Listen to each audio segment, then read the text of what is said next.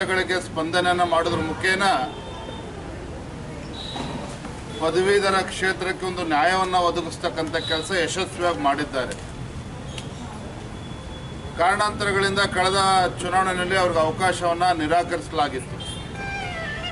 ಆದರೆ ಈ ಬಾರಿ ನಮ್ಮ ಪಕ್ಷದ ವರಿಷ್ಠರು ಮತ್ತೊಮ್ಮೆ ಅಮರನಾಥ್ ಪಾಟೀಲ್ ಅವರಿಗೆ ಅವಕಾಶ ನೀಡಬೇಕು ಅಂತೇಳಿ ಇವತ್ತು ಚುನಾವಣೆಯಲ್ಲಿ ಸ್ಪರ್ಧೆ ಮಾಡಿದ್ದಾರೆ. ನಾವು ಅಭ್ಯರ್ಥಿಯ ಘೋಷಣೆನ ತಡವಾಗಿ ಮಾಡಿದರೂ ಸಹ ಇವತ್ತು ವಾತಾವರಣ ಅವರಿಗೆ ಪೂರಕವಾಗಿದೆ. ಗೆಲ್ತಕ್ಕಂಥ ಒಂದು ವಾತಾವರಣ, ಅಮರನಾಥ್ ಪಾಟೀಲ್ ಅವರು ಗೆಲ್ತಕ್ಕಂಥ ಒಂದು ವಾತಾವರಣ ನಿರ್ಮಾಣ ಆಗಿದೆ. ನಾನು ಈ ಸಂದರ್ಭದಲ್ಲಿ ವಿಶೇಷವಾಗಿ ನಮ್ಮ ಸುರೇಶ್ ಸಜ್ಜನ್ ಮತ್ತು ಇತರ ಪ್ರಮುಖರೇನು ಆಕಾಂಕ್ಷಿಗಳೇನಿದ್ದರು, ಕಳೆದ 2 ವರ್ಷಗಳಿಂದ ನಿರಂತರವಾಗಿ ಅವರು ಸಹ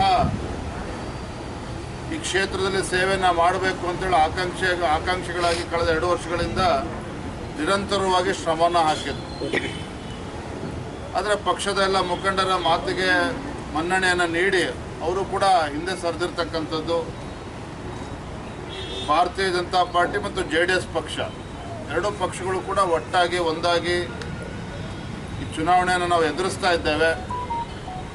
ಹಾಗೆ ಮೊನ್ನೆ ಇತ್ತೀಚೆಗೆ ನಡೆದಂಥ ಲೋಕಸಭಾ ಚುನಾವಣೆಯಲ್ಲಿ 2 ಪಕ್ಷಗಳು ಒಟ್ಟಾಗಿ ಹೋಗಿದ್ದವು. ಈ ಒಂದು ಚುನಾವಣೆಯನ್ನು ಕೂಡ ಬಹಳ ಗಂಭೀರವಾಗಿ ತೆಗೆದುಕೊಂಡು ಒಟ್ಟಾಗಿ ಹೋರಾಟವನ್ನು ಮಾಡ್ತಾ ಇದ್ದೇವೆ. ನಮಗೆ ಸಂಪೂರ್ಣ ವಿಶ್ವಾಸ ಇದೆ, ಈ ಒಂದು ಈಶಾನ್ಯ ಪದವೀಧರ ಕ್ಷೇತ್ರ ನಮ್ಮ ಅಭ್ಯರ್ಥಿಗಳು ಅಮರನಾಥ್ ಪಾಟೀಲ್ ಅವರು ದೊಡ್ಡ ಅಂತರದಲ್ಲಿ ಗೆಲ್ತಾರೆ, ಪದವೀಧರರು ಆಶೀರ್ವಾದನ ಮಾಡ್ತಾರೆ ಅನ್ನುವ ಸಂಪೂರ್ಣ ವಿಶ್ವಾಸ ನಮಗೆಲ್ಲರೂ ಕೂಡ ಇದೆ. ರಾಜ್ಯದಲ್ಲಿ ಕಾಂಗ್ರೆಸ್ ಸರ್ಕಾರ ಬಂದು 1 ವರ್ಷ ಆಗಿದೆ.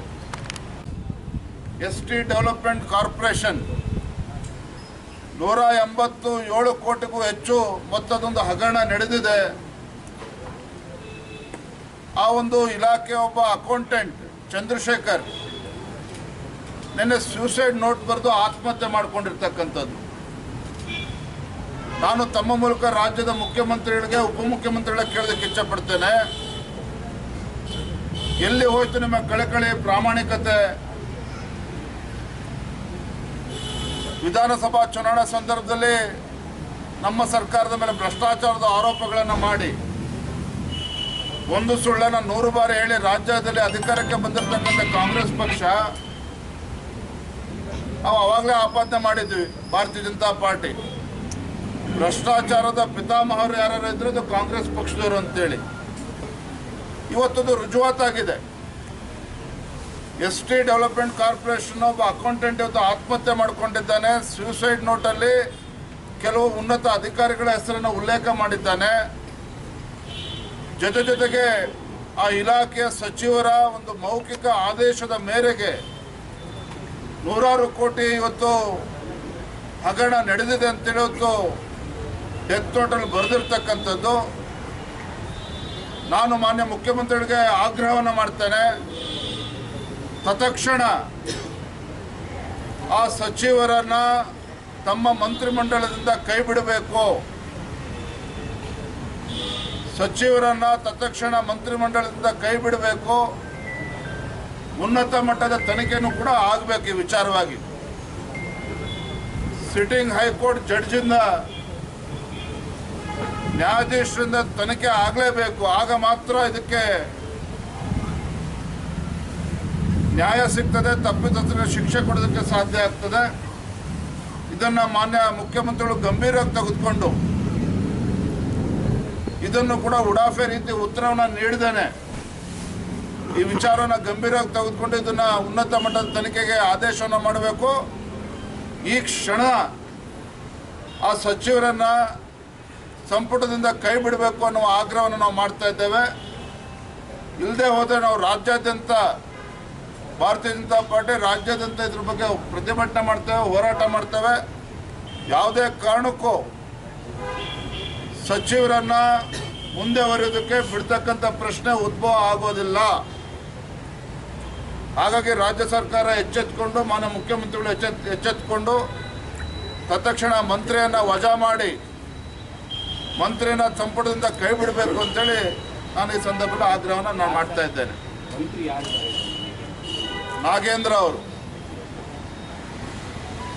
ಸನ್ಮಾನ್ಯ ನಾಗೇಂದ್ರ ಅವರೇನಿದ್ದಾರೆ, ಸಚಿವರೇನಿದ್ದಾರೆ, ತತ್ಕ್ಷಣ ಮಂತ್ರಿಮಂಡಲದಿಂದ ಕೈ ಬಿಡಬೇಕು ಅಂತೇಳಿ ನಾವು ಆಗ್ರಹವನ್ನು ನಾವು ಮಾಡ್ತಾ ಇದ್ದೇವೆ. ನಿಮ್ಮ ಕಡೆಯಿಂದ ಏನಾದರೂ ಈಗ ರಾಜ್ಯ ಪ್ರವಾಸವನ್ನು ಮಾಡ್ತಾ ಇದ್ದೇನೆ. ರಾಜ್ಯದಲ್ಲೇನು ವಿಧಾನ ಪರಿಷತ್ ಚುನಾವಣೆಗಳು ನಡೀತಾ ಇದೆ, ಪದವೀಧರ ಮತ್ತು ಶಿಕ್ಷಕರ ಕ್ಷೇತ್ರದ ಚುನಾವಣೆಗಳು. ದಾವಣಗೆರೆ, ಚಿತ್ರದುರ್ಗ, ತುಮಕೂರು ಜಿಲ್ಲೆಯನ್ನು ಮುಗಿಸಿ ತದನಂತರದಲ್ಲಿ ಮೈಸೂರಿನಲ್ಲಿ JDS ಪಕ್ಷದ ಅಭ್ಯರ್ಥಿಗಳ ಪರವಾಗಿ, ವಿವೇಕಾನಂದ ಅವರ ಪರವಾಗಿ, ಚಿಕ್ಕಮಗಳೂರು, ಮಂಗಳೂರು, ಉಡುಪಿಯನ್ನು ನಿನ್ನೆ ದಿನ ಕಾರ್ಯಕ್ರಮಗಳನ್ನು ಮುಗಿಸ್ಕೊಂಡು ಗುಲ್ಬರ್ಗಾಗೆ ಬಂದಿದ್ದೇನೆ. ಈಶಾನ್ಯ ಪದವೀಧರ ಕ್ಷೇತ್ರದ ನಮ್ಮ ಅಭ್ಯರ್ಥಿಗಳಾಗಿರ್ತಕ್ಕಂಥ ಅಮರನಾಥ್ ಪಾಟೀಲ್ ಅವರು, ನಮ್ಮ ಅಭ್ಯರ್ಥಿಗಳೇನಿದ್ದಾರೆ ರಾಜ್ಯದಲ್ಲೇ ಭ್ರಷ್ಟಾಚಾರ ಕಾಂಗ್ರೆಸ್ ಪಕ್ಷದ ಪಾಪದ ಕೂಸು ಒಂದೊಂದೇ ಹೊತ್ತು ಬಯಲಿಗೆ ಬರ್ತಾ ಇದೆ. ಈ ವಿಚಾರವಾಗಿ ನಾವು ರಾಜ್ಯವ್ಯಾಪ್ತಿ ಹೋರಾಟವನ್ನು ಕೂಡ ಮಾಡ್ತೇವೆ. ಇದನ್ನು ನೋಡ್ಕೊಂಡು ಕೈ ಕೊಟ್ಕೊಂಡು ಕೂರ್ತಕ್ಕಂಥ ಸಂದರ್ಭ ಸೃಷ್ಟಿ ಆಗೋದಿಲ್ಲ. ಇದನ್ನು ಭಾರತೀಯ ಜನತಾ ಪಾರ್ಟಿ ಭಾಳ ಗಂಭೀರವಾಗಿ ತೆಗೆದುಕೊಂಡಿದೆ ವಿಚಾರವನ್ನು. ಧನ್ಯವಾದ. Thank you. ಇಲ್ಲದೆ ಇರ್ತಕ್ಕಂಥದ್ದು ಮೇಲ್ನೋಟಕ್ಕೆ ಕಾಣ್ತಾ ಇದೆ. ಕಾನೂನು ಸುವ್ಯವಸ್ಥೆ ಬಗ್ಗೆ ಇಡೀ ದೇಶದಲ್ಲೂ ಚರ್ಚೆ ಆಗಿದೆ. ಕರ್ನಾಟಕದ ಬಗ್ಗೆ ಎಲ್ಲಿ ನೋಡಿದ್ರು ಕೂಡ ಕೊಲೆಗಳು ನಡೀತಾ ಇರ್ತಕ್ಕಂಥದ್ದು. ಇತ್ತೀಚೆಗೆ ದಾವಣಗೆರೆ ಜಿಲ್ಲೆ ಚನ್ನಗಿರಿಯಲ್ಲಿ ನಡೆದಿರ್ತಕ್ಕಂಥ ಘಟನೆ, ಪೊಲೀಸರು ರಕ್ಷಣೆ ಕೊಡ್ತಕ್ಕಂಥ ಒಂದು ಸಂದರ್ಭ ಇವತ್ತು ರಾಜ್ಯದಲ್ಲಿ ಸೃಷ್ಟಿ ಆಗಿದೆ. ಪೊಲೀಸರಿಗೆ ರಕ್ಷಣೆ ಇಲ್ಲದೆ ಇರ್ತಕ್ಕಂಥದ್ದು, ಮಟಕಾ ದಂಧೆ ಯಥೇಚ್ಛವಾಗಿ ಇವತ್ತು ರಾಜ್ಯಾದ್ಯಂತ ನಡೀತಾ ಇರ್ತಕ್ಕಂಥದ್ದು. ಮೊನ್ನೆ ಚನ್ನಗಿರಿಯಲ್ಲಿ ನಡೆದಿರ್ತಕ್ಕಂಥ ಘಟನೆ ಕೂಡ ಮಟಕಾ ಸಂಬಂಧಪಟ್ಟಂಗೆ. ಅಂದರೆ ಇಲ್ಲಿಗಲ್ ಆಕ್ಟಿವಿಟಿ ಏನಿದೆ ಭಾಳ ಸುಲಭವಾಗಿ, ಯಾರೋ ಭಯವೂ ಇಲ್ಲದೆ, ಯಾರ್ದು ಹಂಗೂ ಇಲ್ಲದೆ ನಡೀತಾ ಇರ್ತಕ್ಕಂಥದ್ದು.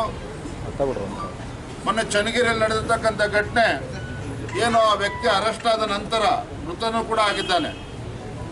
ಸಾವಿರಾರು ಸಂಖ್ಯೆಯಲ್ಲಿ ಪೊಲೀಸ್ ಸ್ಟೇಷನ್ಗೆ ನುಗ್ತಾರೆ, ಪೀಠೋಪಕರಣಗಳನ್ನು ಧ್ವಂಸ ಮಾಡ್ತಾರೆ, ಪೊಲೀಸರ ಮೇಲೆ ಮಾರಣಾಂತಿಕ ಹಲ್ಲೆ ಮಾಡ್ತಾರೆ, 8-10 ಪೊಲೀಸರ ಮೇಲೆ ಹಲ್ಲೆ ಮಾಡ್ತಾರೆ ಅಂತ ಹೇಳಿದ್ರೆ ಇವತ್ತು ಕಾನೂನು ಸುವ್ಯವಸ್ಥೆ ಎಲ್ಲಿಗೆ ಬಂದು ಮುಟ್ಟಿದೆ. ಇವತ್ತು ಈ ರಾಜ್ಯದಲ್ಲಿ ಒಂದು ಚುನಾಯಿತ ಸರ್ಕಾರ ಇದೆ, ಸರ್ಕಾರ ಇದೆ, ಮುಖ್ಯಮಂತ್ರಿಗಳನ್ನು ಗೃಹ ಸಚಿವರು ಇದ್ದಾರೆ ಅಂತಕ್ಕಂಥ, ಇದಾರೋ ಇಲ್ವೋ ಅಂತಕ್ಕಂಥ ಪ್ರಶ್ನೆ ಹೊತ್ತು ಉದ್ಭವಿಸಿರ್ತಕ್ಕಂಥದ್ದು. ಎಲ್ಲ ಒಂದು ಕಡೆ ರಾಜ್ಯ ಸರ್ಕಾರದ ದೃಷ್ಟೀಕರಣದ ರಾಜಕಾರಣದ ನೀತಿಗಳನ್ನು ಅನುಸರಿಸ್ತಾ ಇದ್ದಾರೆ. ಇವತ್ತು ರಾಜ್ಯದ ಜನರು ಇವತ್ತು ಅನುಭವಿಸ್ತಾ ಇದ್ದಾರೆ. ಕಾನೂನು ಸುವ್ಯವಸ್ಥೆ ಸಂಪೂರ್ಣವಾಗಿ ಇವತ್ತು ಕುಸಿದಿರ್ತಕ್ಕಂಥದ್ದು ನಾವು ನೋಡ್ತಾ ಇದ್ದೇವೆ. ಮತ್ತೊಂದು ಕಡೆ ಬರಗಾಲದ ಸಂದರ್ಭದಲ್ಲಿ ಹಿಂದೆ BJP ಸರ್ಕಾರ ಇದ್ದಾಗ, ಯಡಿಯೂರಪ್ಪನವರು ಮುಖ್ಯಮಂತ್ರಿ ಇದ್ದಾಗ ಹೈನುಗಾರಿಕೆಗೆ ಪ್ರೋತ್ಸಾಹ ಧನವನ್ನು ನೀಡ್ತಾ ಇದ್ರು. ತಮಗೆ ಗೊತ್ತಿರೋ ಈ ಸರ್ಕಾರ ಬಂದ ನಂತರದಲ್ಲಿ ಅನ್ಯಾಯ ಮಾಡಿದ್ದಾರೆ, ನಾವು ನೋಡಿದ್ದೇವೆ. ಇವತ್ತು ನೂರಾರು ಕೋಟಿ ಹಗರಣ ಇವತ್ತೇನು ಬಯಲಿಗೆ ಬಂದಿದೆ. ಅಧಿಕಾರಿಗಳೇನು ಬರೆದು ಇವತ್ತು ಸೂಸೈಡ್ ನೋಟನ್ನು ಬರೆದು ಆತ್ಮಹತ್ಯೆ ಮಾಡಿಕೊಂಡಿದ್ದಾರೆ. ಇದು ಗಂಭೀರವಾಗಿ ತೆಗೆದುಕೊಳ್ಬೇಕು. ಅದಕ್ಕೆ ನಾವು ಹೇಳಿರ್ತಕ್ಕಂಥದ್ದು, ಸಿಟ್ಟಿಂಗ್ ಹೈಕೋರ್ಟ್ ಜಡ್ಜ್ ಅವರಿಂದನೇ ತನಿಖೆ ಆಗಬೇಕು ಅಂತೇಳಿ ಒತ್ತಾಯ ಮಾಡ್ತಾ ಇದ್ದೇವೆ ನಾವು. ಆ ತನಿಖೆ ಆದಾಗ ಸಹಜವಾಗಿಯೂ ಎಲ್ಲ ಅಂಶಗಳು ಕೂಡ ತನಿಖೆಗೆ ಬರ್ತದೆ. ಧನ್ಯವಾದ. Thank you. DK ಶಿವಕುಮಾರ್ ನಿನ್ನೆ ಒಂದು ಮಾತು ಹೇಳಿದ್ದಾರೆ, EVM ಮಷೀನಲ್ಲಿ ಏನಾದರೂ ಹೆಚ್ಚು ಕಡಿಮೆ ಆಗಲಿಲ್ಲ ಅಂದರೆ ನಾವು ಅಧಿಕಾರಕ್ಕೆ ಬರ್ತೀವಿ ಕೇಂದ್ರದಲ್ಲಿ ಅಂತ.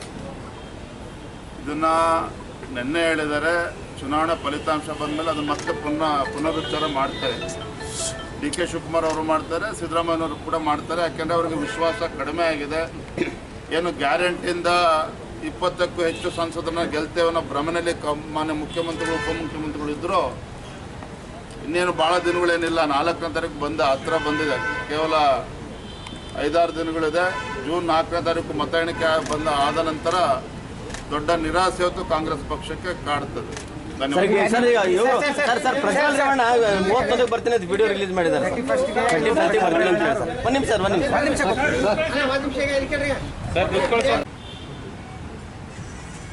ಆದರೆ ಕಳೆದ ಒಂದು ವರ್ಷದಲ್ಲಿ ಸರ್ಕಾರದ ಸಾಧನೆ ಬಗ್ಗೆ ಅವಲೋಕನ ಮಾಡೋದಾದ್ರೆ ಈ ಸರ್ಕಾರ ಏನು ಸಾಧನೆ ಮಾಡಿದೆ ಅಂತೇಳಿ ಜನಸಾಮಾನ್ಯರು ಕೂಡ ಪ್ರಶ್ನೆ ಮಾಡಿದಾಗ ಚಿಂತನೆ ಮಾಡಿದರೆ ಈ ಸರ್ಕಾರದ ಸಾಧನೆ ಶೂನ್ಯ ಅಂತಕ್ಕಂಥದ್ದು ರಾಜಕೀಯ ಪಕ್ಷವಾಗಿ ನಾವು ಅಷ್ಟೇ ಅಲ್ಲ, ವಿರೋಧ ಪಕ್ಷವಾಗಿ ನಾವು ಮಾತನಾಡ್ತಕ್ಕಂಥದ್ದಲ್ಲ, ಜನಸಾಮಾನ್ಯರು ಕೂಡ ಮಾತನಾಡ್ತಾ ಇದ್ದಾರೆ. ಕಳೆದ ಒಂದು ವರ್ಷದ ಕಾಂಗ್ರೆಸ್ ಸರ್ಕಾರದ ಸಾಧನೆ ಶೂನ್ಯ. ಅಭಿವೃದ್ಧಿ ಅಂತಕ್ಕಂಥದ್ದು ಸಂಪೂರ್ಣವಾಗಿ ನಿಂತಿರ್ತಕ್ಕಂಥದ್ದು, ಯಾವುದೇ ಅಭಿವೃದ್ಧಿ ಕೆಲಸ ಕಾರ್ಯಗಳು ನಡೀತಾ ಇಲ್ಲ. ಮಾನ್ಯ ಮುಖ್ಯಮಂತ್ರಿಗಳ ಆದಿಯಾಗಿ ರಾಜ್ಯ ಸರ್ಕಾರದ ಯಾವುದೇ ಸಚಿವರು ಯಾವುದೇ ಒಂದು ಗುದ್ದಲಿ ಪೂಜೆ ಮಾಡಲಿಲ್ಲ, ಶಂಕುಸ್ಥಾಪನೆ ಆಗಲಿಲ್ಲ, ಹೊಸ ಯೋಜನೆಗಳು ಕೂಡ ಘೋಷಣೆ ಆಗಲಿಲ್ಲ. ಭೀಕರ ಬರಗಾಲದಿಂದ ತತ್ತರಿಸಿದಂಥ ಕರ್ನಾಟಕ ರಾಜ್ಯ, ರೈತರು ಸಂಕಷ್ಟದಲ್ಲಿದ್ದಾರೆ, ಕೇಂದ್ರ ಸರ್ಕಾರ ಅನುದಾನ ಕೊಟ್ಟಿಲ್ಲ ಅಂತೇಳಿ ಬೊಬ್ಬೆ ಹೊಡಿತಾ ಇದ್ರು. ಕೇಂದ್ರ ಸರ್ಕಾರದಿಂದ ಅನುದಾನ ಬಂದರೂ ಸಹ ಇವತ್ತು ಕೂಡ ರೈತರಿಗೆ ತಾಂತ್ರಿಕ ಕಾರಣಗಳನ್ನು ಒಡ್ಡಿ ಸರಿಯಾದ ರೀತಿಯಲ್ಲಿ ಏನು ರೈತರಿಗೆ ಪರಿಹಾರ ನೀಡಬೇಕಾಗಿತ್ತು ರಾಜ್ಯ ಸರ್ಕಾರ, ರೈತರ ಅಕೌಂಟ್ಗೆ ಏನು ಪರಿಹಾರ ಜಮಾ ಆಗಬೇಕಾಗಿತ್ತು ಅದು ಸರಿಯಾದ ರೀತಿಯಲ್ಲಿ ಜಮಾ ಆಗ್ತಾ ಇಲ್ಲ ಅಂತಕ್ಕಂಥದ್ದು ಬಹಳಷ್ಟು ಕಡೆ ರೈತರು ಇವತ್ತು ಪ್ರಶ್ನೆ ಮಾಡ್ತಾ ಇದ್ದಾರೆ. ಸಕಾಲಕ್ಕೆ ಮಳೆ ಬೀಳ್ದೇನೆ ಬಿತ್ತನೆ ಕೂಡ ಮಾಡದೇ ಇದ್ದಂಥ ರೈತರಿಗೆ ಇವತ್ತು ಸರ್ಕಾರ ಪರಿಹಾರವನ್ನು ಕೂಡ ಕೊಡ್ತಾ ಇಲ್ಲ, ಜೊತೆಗೆ ಬೆಳೆ ವಿಮೆನೂ ಕೂಡ ನೀಡದೇ ಇರತಕ್ಕಂಥದ್ದು ರೈತರಲ್ಲಿ ಇವತ್ತು ಸಾಕಷ್ಟು ಆತಂಕವನ್ನು ಉಂಟು ಮಾಡಿದೆ. ಅದು ನಾವು ಏನು ಪ್ರಶ್ನೆನ ಕೇಳಿದ್ದೇನೆ, ಇದು ನನ್ನ ಪ್ರಶ್ನೆ ಅಲ್ಲ. ನಾನು ದಾವಣಗೆರೆಯಲ್ಲಿ ಚುನಾವಣಾ ಪ್ರಚಾರದ ನಿಮಿತ್ತ ಹೋದಂಥ ಸಂದರ್ಭದಲ್ಲಿ ಅಲ್ಲಿರ್ತಕ್ಕಂಥ ಶಿಕ್ಷಕರು ಎತ್ತಿರ್ತಕ್ಕಂಥ ಪ್ರಶ್ನೆಯನ್ನು ನಾನು ಅವರಿಗೆ ತಲುಪಿಸ್ತಕ್ಕಂಥ ಪ್ರಯತ್ನ ಮಾಡಿದ್ದೇನೆ. ಒಬ್ಬರು ಶಿಕ್ಷಣ ಸಚಿವರು ಹೇಗಿರಬೇಕು,